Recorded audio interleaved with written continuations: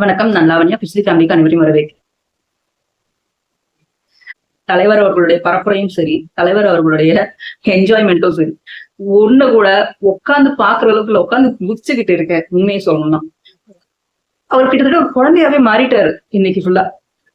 First time அவரு இந்த காரைக்குடியில cycle ஓட்டினப்போ பல பேர் கேட்டாங்க. ஏன் என் ஹஸ்பண்ட் கூட சொன்னாரு, எதுக்கு இந்த விபரீத விளையாட்டு, என்ன இதெல்லாம் ஆசை அப்படின்னுட்டு. சைக்கிள் ஓட்ட போய் ட்ரை பண்ணி ஆனா முடியல, கூட்டம் வந்துருச்சு, டக்குன்னு விழ போயிட்டாரு. கிட்டத்தட்ட பவுன்சர்ஸ் வந்து டக்குன்னு பிடிச்சு சேவ் பண்ணிட்டாங்க. ஆனா இன்னைக்கு பாத்தீங்கன்னா திருப்பியும் அதே வேலையை தான் ஆரம்பிச்சிட்டாரு. ஃபர்ஸ்ட் என்னடா அதுன்னு இது எந்த அளவுக்கு சாத்தியம்னு நினைச்சு பார்க்கறதுக்குள்ள அது நல்ல பெரிய ரவுண்ட் ஆன மாதிரி இருந்து விட்டா போதும்டா சாமின்ற மாதிரி. பல நாள் ஒரு குழந்தை வந்து ஒரு விஷயத்த ஏக்கத்தோட இருந்துகிட்டு இருக்கோம்ல, அந்த பொருள் கிடைக்கும் போது அதை எப்படி என்ஜாய் பண்ணோம் அப்படிங்கிற மாதிரி இருக்கு. தலைவர் விஜய் அவர்கள் லிட்டரலா அந்த சைக்கிள் கிடைச்ச அப்புறம் அவரை பார்க்கணும், குழந்தையாவே மாறிட்டாரு. அந்த சைக்கிளை எடுத்துட்டு ரவுண்ட் அடிக்கிறாரு பாருங்க, அடிக்கிறாரு அடிக்கிறாரு அடிக்கிறாரு, வளைச்சு வளைச்சு வளைச்சு ஓட்டுறாரு. அதுல நடுவுல ஒரு ஒரு பிள்ளை உட்கார்ந்து இருந்தாரு வீல் சேர்ல. அந்த பிள்ளைக்கு போய் முத்தம் கொடுத்துட்டு கை கொடுத்துட்டு அங்க இருந்து திருப்பி டக்குனு ரிட்டர்ன் அடி, ஒரு ரவுண்டு போடு, அங்க இருந்து சுத்து, இங்க சுத்து, பின்னாடியே பவுன்சர்ஸ் போலீஸ் எல்லாம் சுத்துறாங்க. ஆனா ஒரு 10 நிமிஷம் அவர் இல்ல சுத்தி உங்களை மறந்துட்டாரான்னு தெரியும். சைக்கிள் ஏறி உட்காந்தது அப்படி எங்க இருந்துதான் எனர்ஜி வருதுன்னே தெரியும். அதே போல பரப்பரை முடிச்சுட்டு போகும்போதும் ஹைவேவை பார்த்து திருப்பி சைக்கிள் ஞாபகம் வந்துருச்சு போல இருக்கு. எடு சைக்கிள கீழே இறக்கு போட்டு பின்னாடி ஆளுங்க வரதெல்லாம் மறந்தாச்சு. அவங்க ஓடி வந்துகிட்டே இருக்காங்க பின்னாடி அவ்வளவு தூரம். வீட்டுல உட்காந்துட்டு எங்களுக்கு ஒரே சிரிப்பு. அதை பார்க்கும்போது என்னையா அந்த மனுஷன் இவரு என்னையா இப்படி ஆயிட்டாரு, கட்சி தலைவர் பண்ணீங்க, நீங்க போய் இப்படி இறங்கி சைக்கிள் ஓட்டலாமா அப்படின்னு ஒரு பக்கம் கேள்வி இருந்தாலும் இப்படித்தான் இருக்கணும் ஒரு தலைவர். ஒரு தலைவர் இப்படித்தான் இறங்கி போகணும். ஆனா பல பேர் என்ன தெரியுமா, எலெக்ஷன்னா மட்டும்தான் மக்களோட வாசப்படிட்டு வாசலுக்கு வந்து நிற்போம், மத்த நாள் அந்த 5 வருஷம் எட்டி பார்க்க மாட்டோன்றதை தாண்டி நான் உங்களோட இருக்க ஆசைப்படுறேன், என்னை இப்படி விடுங்க, உங்களுக்காக நான் வரேன், உங்க கூட நான் இருக்க நான் வரேன், என்ன கொஞ்சம் ஃப்ரீயா விட்டீங்கன்னா நான் பண்ண வேண்டிய நல்ல விஷயங்கள் எல்லாம் உங்களுக்காக நான் பண்ண ரெடியா இருக்கேன் அப்படிங்கிறதுதான் தலைவருடைய இந்த செயல் எடுத்துக்காட்டு. சோ மக்களும் சரி, தொண்டர்களும் சரி, ரசிகர்களும் சரி, ரொம்ப அந்த எனர்ஜெட்டிக் பீப்புளா இருக்காங்க இல்லையா, அதுல சில பேர் விட்டு அப்படியே மொச்சி எடுத்துருவாங்கல்ல, அவங்களுக்கெல்லாம் இது ஒரு மெசேஜாவே எடுத்துக்கோங்க. அவரை ஃப்ரீயா விட்டீங்கன்னா அவர் வந்து அழகா அவர் வேலையை செஞ்சுட்டு நமக்கான வேலையும் செஞ்சு கொடுத்துட்டு அழகா போவாரு. நம்ம கூட குழந்தையோட குழந்தையா மக்களோட மக்களா கலந்துடுவாருன்றதுல ஒரு துளியோட சந்தேகம் வேண்டாம். ஆனா அவரை போட்டு புடிங்கி எடுக்க ஆரம்பிக்கும் போது அவர் சேஃப்டியும் ரொம்ப முக்கியமான ஒரு விஷயமா இருக்கு. சரி, அடுத்து பரப்புரையில வந்துடும். நிறைய விஷயங்கள் ரொம்ப சூப்பரா இருந்து இன்னைக்கு நான் கை தட்டி பார்த்துட்டு இருந்தேன். அதுல எனக்கு ரொம்ப பிடிச்ச பாயிண்ட், இது ரொம்ப நாளா வராதா, நம்ம தலைவர் இதை எப்படி இம்ப்ளிமெண்ட் பண்ணுவாரு அப்படின்னு நான் எதிர்பார்த்தது. பாத்தீங்கன்னா இந்த ஆதார் கார்டு இப்படி அப்படின்னு இல்லாம எல்லாமே ஒரே கார்டுல வர மாதிரி தமிழ்நாட்டுல சிட்டிசன்ஷிப் கார்டுன்னு ஒண்ணு கொண்டு வந்து கொடுக்குறேன்றார் மக்களுக்கு. இந்த கார்டுனால நீங்க பிறந்ததுல இருந்து நம்மளுடைய பேர்த்ல இருந்து டெத் வரைக்கும் நமக்கு என்னெல்லாம் தேவையோ, நம்ம தமிழ்நாட்டோட குடிமகனோ குடிமகளாவோ இருக்கோம் அப்படின்னா நமக்கு என்னென்ன தேவைகள் எந்தெந்த வயசுல எந்தெந்த டைம்ல தேவைப்படுமோ அதெல்லாம் நீங்க கேட்கறதுக்கு முன்னாடி உங்க டோர் ஸ்டெப்புக்கு வரும். உங்க கையில ஒரு மொபைல் இருந்தா போதும், இந்த கார்டு மூலமா இது எல்லாமே சாத்தியம் அப்படிங்கிறாரு. சோ இந்த கார்டு கைக்கு வந்தா போதுங்க, நீங்க போயிட்டு எனக்கு வந்து இந்த ஜாதி சர்டிபிகேட் கொடுங்க, என் பிள்ளைக்கு பர்த் சர்டிபிகேட் கொடுங்க, என் பிள்ளைக்கு டிசி கொடுங்க அப்படின்னுட்டு ஒரு விஷயத்துக்கும் அந்த எம்ப்ளாய்மெண்ட் ஆபீஸ்க்கு போயிட்டு அங்க நின்றுட்டு கியூல நின்றுட்டு ரெஜிஸ்டர் பண்றதுக்காக நிக்கிறது, இந்த மாதிரி எந்த ஒண்ணுத்துக்குமே நீங்க காத்திருக்கவும் வேணாம், ஒருத்தர் தயவை எதிர்பார்க்கவும் தேவையில்லை. சார் முடிஞ்சிருச்சா சார், எத்தனை நாள் ஆகும் சார், 10 நாள் ஆகுமா சார், நான் 10 நாள் கழிச்சு வரட்டுங்களா சார், உங்களுக்கு எப்ப போன் பண்ணிட்டோம், இந்த மாதிரியான எந்த கேள்வியுமே தேவையில்லை. வீட்டுல அழகா கால் மேல காலை போட்டு தலைக்கு மேல கைய வச்சு ஜம்முன்னு உட்கார்ந்தா போதும், உங்க விஷயங்கள் உங்களுடைய தேவைகள் அப்பப்போ நிறைவேற்றப்படும்ன்றதுதான் இந்த கார்டோட அடிப்படை தன்மை. இது இருந்தா போதுங்க, மக்களுக்கு பாதி பிரச்சனை தீந்துரும். அதுக்கப்புறம் என்ன, மீதி பிரச்சனை தங்களாலேயே தீர்த்துக்க முடியும்ன்ற அளவுக்கு தான் நம்மளுடைய மக்கள் இருக்காங்க.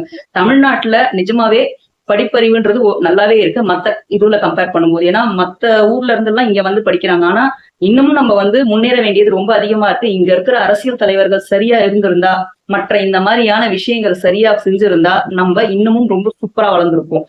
அது எங்க முடக்கப்படுது அப்படின்னா இந்த லஞ்சம் அப்படிங்கிற விஷயத்துல, ஊழல் அப்படிங்கிற விஷயத்துல பல நல்ல விஷயங்கள் மக்களுக்கு கிடைக்காம போறதுதான் உண்மை. இந்த விஷயம் என்னுடைய கட்சியில என்னுடைய ஆட்சி காலத்துல இருக்காது அப்படின்னு தெளிவுபடுத்திட்டு வர்றாரு தலைவர் விஜய் அவர்கள். இந்த கார்டு மூலமா இந்த லஞ்சம்ன்றதோ இந்த ஊழல்ன்றதோ உங்களுக்கு துளி கூட இருக்காது. அப்படி ஒரு விஷயம், அப்படி ஒரு கம்ப்ளைண்ட் வந்ததுன்னா அதற்கு தொடர்புடைய அதிகாரியோ அரசியல்வாதியோ யாரா இருந்தாலும் அவங்க மேல நடவடிக்கை எடுக்கப்படும் அப்படின்னு தெளிவுபடுத்திட்டாரு தலைவர் அவர்கள். நிஜமாவே பெரிய பெரிய எஸ்எஃப் தலைவர் அவர்களுக்கு இந்த மாதிரி ஒரு பெரிய ஸ்ட்ராங்கான பவர்ஃபுல்லான டெசிஷன் எந்த ஒரு தலைவரும் சொல்லவே இல்லை ஓப்பனா. இந்தியா லெவல்ல நீங்க வேணா சர்ச் பண்ணிக்கோங்க, யாருமே இந்த வார்த்தையை சொல்லவே இல்லை. நம்ம ஸ்டாலின் ஐயா எங்க சொன்னாரு? சொல்லலையே. எடப்பாடி ஐயா எங்க சொன்னாரு? சொல்லலையே. ஏன் கருணாநிதி ஐயா எங்க சொன்னாரு? ஜெயலலிதா அம்மா எங்க சொன்னாங்க? இதோ இப்ப இருக்கிற துணை முதலமைச்சராக இருக்கிற உதயநிதி அவர்கள் கூட சொல்லலையே. எப்படி சொல்லுவாங்க? ஏன்னா எல்லா இடத்துலயுமே இந்த ஊழல்ன்றது ஊறி போய் கிடக்குது. இத அரசியல், அதாவது இதுக்கு முன்னாடி ஊறி போய் இருக்கிற அரசியல்வாதியும் சரி ஊழலையும் சரி பிரிக்க முடியாத அளவுக்கு அப்படி இணைப்பிரியா தோழர்கள் ஆயிட்டாங்க. இந்த இணைப்பிரியா தோழர்களை பிரிக்கிறது ரொம்ப கஷ்டம். ஏன்னா அவங்க சாகர வரையும் அந்த இணைப்பிரியா தோழர்கள் பிரிய மாட்டாங்க, அப்படியேதான் இருப்பாங்க. இத கட் பண்றது எப்போ? மக்களுக்கு நல்லது நடக்கிறது எப்போ? இந்த மாதிரி ஒரு புது கட்சி உள்ள வந்தா மட்டும்தான் நடக்கும். இதை நான் என்னுடைய தனிப்பட்ட முறையில நான் ஃபீல் பண்ணியிருக்கேன். நான் இதுல பாதிக்கப்பட்டிருக்கேன்னு கூட சொல்லலாம்.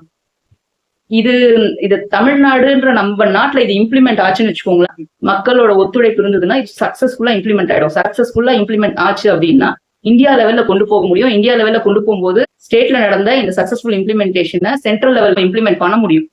அந்த அளவுக்கு தான் தலைவர் யோசிக்கிறார். அவருடைய தொலைநோக்கு பார்வை நம்ம மாநிலம் மட்டும் இல்ல, மாநிலம் தாண்டி மக்கள் இருக்கிறாங்க. இந்த மாநிலத்துல நம்ம கொண்டு வர்ற முன்னேற்பாடுகள் எல்லாம் பாசிட்டிவா சூப்பரா சக்சஸ்ஃபுல்லா முடிஞ்சதுன்னா இது மற்ற மாநிலங்களுக்கும் பரவும்.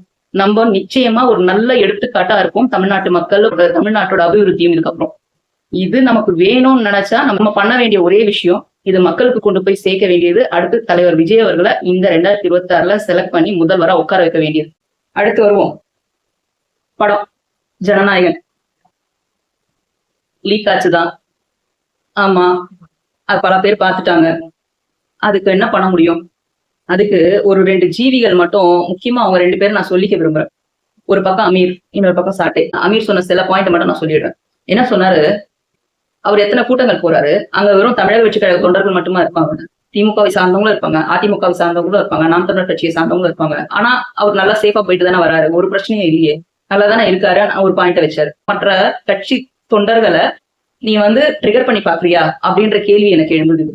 அடுத்து இன்னொரு விஷயம் சொன்னாரு, இது லீக் ஆறதுல அவங்களுக்கு சம்மந்தம் இல்லாம எப்படி இருக்கும் அப்படிங்கிற மாதிரி ஒரு வார்த்தையை கேட்கிறாரு. அதுல அவர் ஒரு சீனை சொல்றாரு. இந்த சீன் வந்திருக்கு, இந்த சீன் வந்ததுனால யாருக்கு லாபம்? தமிழக வெற்றி கழக தலைவர் விஜய் அவர்களுக்கு தான் லாபம்.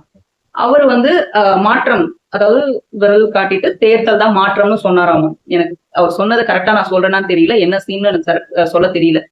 நான் கேக்குறேன், படத்தை பார்க்காம இந்த சீனை நீங்க எப்படி சொன்னீங்க அப்படின்னு எனக்கு தெரியல. சரி, படத்தை ஒரு ஆக்டரா இருந்துகிட்டு ஒரு டைரக்டரா இருந்துகிட்டு நீங்களும் அந்த சீனை பார்த்திருக்கீங்கன்றது மட்டும் நல்லா தெரியுது, இல்ல படத்தையும் பாத்தீங்களான்னு எங்களுக்கு தெரியல. இது அவர் இன்னொன்னு விஷயமா என்ன சொல்றாருன்னா, விஜய் அவர்களுக்கு தானே இது பாசிட்டிவா அமையும். இந்த மாதிரி சீன் அவர்களுடைய தொண்டர்களும் சரி மக்களுக்கும் சரி இது யோசிக்க வைக்கும் இந்த சீன். அப்ப அவர் ஓட்டு போடுங்க அப்படின்ற கேம்பெயின் பண்ற மாதிரி தானே. எனக்கு ஒரு சந்தேகம். கரெக்ட், நீங்க சொல்றது ரொம்ப கரெக்ட். இவர் ரிலீஸ் பண்ணாரு, அவங்க ரிலீஸ் பண்ணாங்க, நீங்க சொல்றத போலீஸ் சைபர் கிரைம் எல்லாம் ஆராய்ச்சி பார்த்து தெரிஞ்சுப்பாங்க. இது துளி கூட தலைவர் விஜய் அவர்களுக்கு சம்பந்தம் இல்லைன்றது உங்களுக்கு சொல்லி புரிய வைக்கணும்னு அவசியம் கிடையாது எங்களுக்கு, அது எங்களுக்கு தெரியும். ஆனா இப்போ யூடியூபை திறந்தாலே ஒரு ஆடு வந்துகிட்டே இருக்கு. ஸ்டாலின் ஐயாவுக்கு ஒரு ஆடு வருது, எடப்பாடி ஐயாவுக்கு ஒரு ஆடு வருது, பிஜேபிக்கு ஒரு ஆடு வருது. இந்த மாதிரி ஒரு கட்சியும் அவங்கவுங்களுக்கு ஏத்த மாதிரி ஆடை போட்டுக்கிறீங்கல்ல. இந்த ஆடெல்லாம் என்ன ப்ரொமோட் பண்ண நீங்க போடுறீங்க? உங்களுடைய கட்சியை மக்களுக்கு கொண்டு போய் சேரணும், அதுவும் ஒரு கேம்பெயினா தானே யூஸ் பண்ணிட்டு இருக்கீங்க. இதுக்கு நடுவுல சமீபத்துல கூட ஒருத்தர் பண்ணாருப்பா, காங்கிரஸ் பிரமுகர் ஒருத்தர். எலெக்ஷன் முடிகிற வரைக்கும் எந்த சேனல்லையுமே விஜய் அவர்களுடைய படம் போடக்கூடாதாமா. ஏன்னா அது எலெக்ஷனுக்கு அவரும் ஒரு தலைவரா இதுல போட்டி போடுறதால இது எலெக்ஷன் கேம்பெயினை கொஞ்சம் பாதிக்கும், மக்களை கொஞ்சம் இது பண்ணும். இந்த ஆட் எல்லாம் அப்ப எந்த வகையில சேரும்னு எனக்கு புரியல. படம் வேற, ஆட் வேறையா? அதுவும் ஒரு சின்ன குறும்படம் மாதிரி தானே. அது ரிலீஸ் பண்ணும்போது படம் ஏன் பார்க்க கூடாது? இப்போ KTV சன் டிவியோ அவங்க போடுறதே இல்லைன்னு வச்சுக்கோங்க, அது வேற விஷயம். ஆனா எந்த ஒரு சேனலுமே போடக்கூடாதுன்றது, பழைய படங்கள் விஜய் அவர்கள் போடக்கூடாதுன்றது எந்த அளவுக்கு நியாயம் தெரியல. இவ்வளவுதான் நீங்க யோசிக்கிற விதமான எனக்கு புரியல.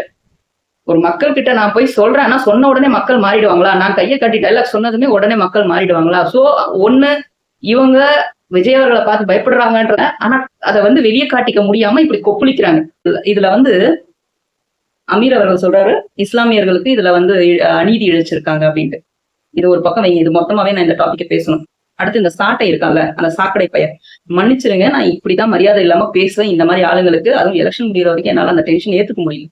இந்த ஆளு அவன் ஆல்ரெடி அவன் வாயை வாடகை விட்டுட்டு தான் குடும்பம் நடத்திட்டு இருக்கான்.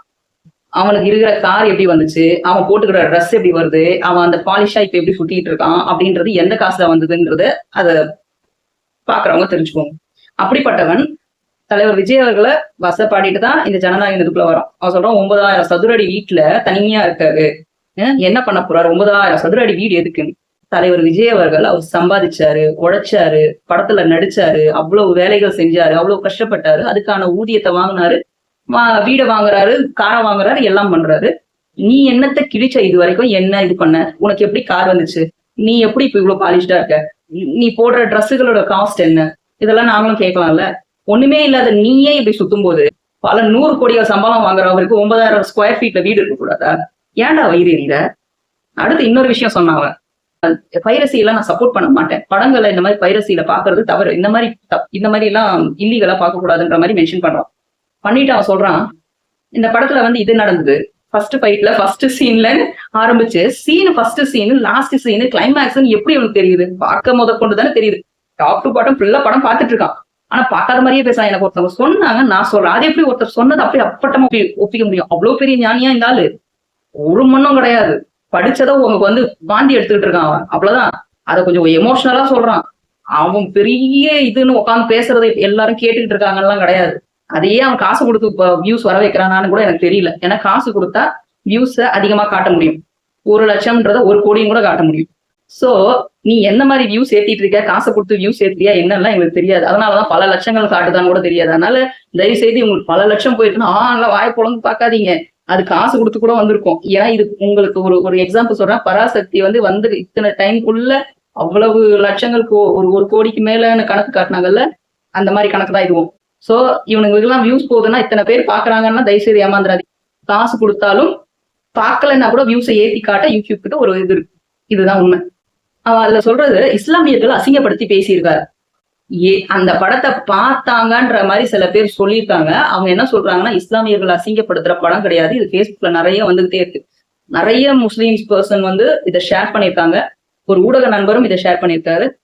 அவரும் ஒரு இஸ்லாமியர் இத்தனைக்கும். அவர் சொல்றாரு, இஸ்லாமியர்களை கொஞ்சம் கூட அசிங்கப்படுத்தலைங்க, எப்படி நல்லது கெட்டதுன்றது எல்லாத்தையுமே இருக்கும், அந்த மாதிரி இது ஒரு சீனா வச்சிருக்காங்க, அவ்வளவுதான். இங்க வந்து கொஞ்சம் கூட இஸ்லாமியர்கள் அசிங்கப்படுத்தின மாதிரி எந்த சீனும் கிடையாது அப்படின்னு. இது எங்க இருந்து எதை முடிச்சு போட்டு இஸ்லாமியர்களை எதிரா திருப்புறானாமா. இப்போ ஏன் படத்தை படமா பார்க்காம அதுல இருக்கிறத வச்சு தலைவர் விஜய் அவர்களை கார்னர் பண்ணிட்டு இருக்காங்க அப்படின்னா, எலெக்ஷன் கிட்ட வந்துருச்சு, இவரோட வெயிட்டேஜ் ஏறிட்டே போகுது. தலைவர் விஜய் அவர்களுக்கு ஓட்டிங் பர்சன்டேஜ் பிச்சுக்கிட்டு போயிட்டு இருக்கு. இப்போ வாங்கின பர்சன்டேஜ் கூட சீமான் ஐயாவுக்கு வரப்போறது கிடையாது. ஏன்னா அதுக்கு முக்கியமான காரணமே இந்த சாட்டை தான். எப்படி 8% வந்து தலைவர் விஜய் அவர்களுடைய பேரை சொல்லி, மைக்குன்னு பேரை சொல்லி அவருக்கு மைக்க பிடிச்சாரு, அதனால பாருங்க சப்போர்ட் பண்ணிட்டாருன்னு சொல்லி சீனா போட்டு ஓட்டு வாங்கினானுங்களோ, அதே மாதிரி எப்படி இப்ப தலைவர் விஜய் அவர்களுக்கு எதிராக பேசி அந்த 8ல இருந்து எப்படி விழ போறாங்க கீழன்றத மட்டும் இந்த ரிசல்ட்ல பாருங்க, எழுதி வச்சுக்கோங்க. தலைவர் விஜய் அவர்களுக்கு எதிராக பேசி பேசி பேசியே அழிய போற கட்சியா சரித்திரத்துல இடம் பிடிக்க போகுது இந்த கட்சி. இதுக்கு முக்கிய முழு முதற் காரணம் வேற யாரும் கிடையாது, இந்த சாட்டை என்ற சாக்கடை மட்டும். 67ல ஒரு ரெவல்யூஷன் நடந்தது, 77ல ஒரு ரெவல்யூஷன் நடந்ததுன்ற மாதிரி ஒரு விஷயத்த சொல்றாரு இல்லையா, அந்த மாதிரி இப்போ ஒரு ரெவல்யூஷன் நடக்க போகுதுன்னு சொல்றாரு. ஆனா நான் இதை எப்படி பாக்குறேன்னா, இயற்கைன்ற ஒரு விஷயம், யூனிவர்ஸ்ன்னு சொல்லுவாங்க. இந்த இயற்கைன்ற ஒரு விஷயம் ஒரு சகாப்தத்துக்கும் ஒரு தலைவரை உருவாக்கி கொண்டு வருவாங்க. அந்த மாதிரி ஃபர்ஸ்ட் ஒரு அண்ணாவை கொண்டு வந்தது, அதுக்கப்புறம் ஒரு எம்ஜிஆரை கொண்டு வந்தது, அதுக்கு அடுத்து இந்த இயற்கை இப்ப நமக்கு விஜய் அப்படிங்கிற ஒரு தலைவரை கொண்டு வந்து கையில கொடுத்துருக்கு. தயவு செய்து மக்களே இதை புரிஞ்சுக்கிட்டு தலைவர் விஜய் அவர்களுக்கு விசில் சின்னத்தில் வாக்களிப்போம். ஏன் இது இவ்வளவு அழுத்தமா சொல்றேன், இது சில பேருக்கு காமெடியா இருக்கலாம், ஆனா எந்த ஒரு விஷயமும் இது வந்து நடக்கணும்னு இருந்திருக்கு, நடக்குதுன்னு சொல்லுவாங்க தெரியுமா, அதை நான் ரொம்ப ஸ்ட்ராங்கா பிலீவ் பண்றேன். அதனால இது இந்த நேரத்துல 2026ல தலைவர் விஜய் அவர்கள் இந்த இடத்துக்கு வந்து இறங்கி தலைவரா போட்டி போடணும்ன்றது ஒரு விஷயம். எனக்கு சின்ன வயசுல சொன்ன விஷயம் இப்ப ஞாபகத்துக்கு வருது. என்னன்னா, சின்ன வயசுல எங்க பாட்டி தாத்தா அப்படிலாம் சொல்லுவாங்க, மாடியிலயோ இல்ல வெளியே அந்த கட்டில் போட்டுட்டு படுக்கிற டைம்ல இந்த நட்சத்திரங்களை பார்க்கும்போது பல நட்சத்திரங்கள் வந்து பறக்கும், விழுந்துருவோம்னு சொல்லுவாங்க தெரியுமா, போய் விழுந்துரும். அப்ப சொல்லுவாங்க, ஏதோ ஒரு தலைவர் இன்னைக்கு இதுவாயிடுவாரு, இது நட்சத்திரம் போய் விழுந்துருச்சுன்னா ஏதோ ஒரு தலைவருக்கு ஆபத்து அப்படிங்கிற மாதிரி சொல்லுவாங்க. சோ நட்சத்திர அளவுக்கு ஒரு தலைவரை நினைச்சு பாக்குற மக்கள் நம்ம மக்கள். அப்போ எந்த அளவுக்கு அவங்க யோசிக்கிறாங்கன்றத பாருங்க. சோ இயற்கைன்றது ஒரு தலைவனை நம்ம முன்னாடி கொண்டு வந்து விட்டுருக்கு, கைவிட்டுறாதீங்க மக்களே, வாக்களிப்போம் விசில் சின்னத்தில். மேலும் பேசுவோம். நன்றி, வணக்கம்.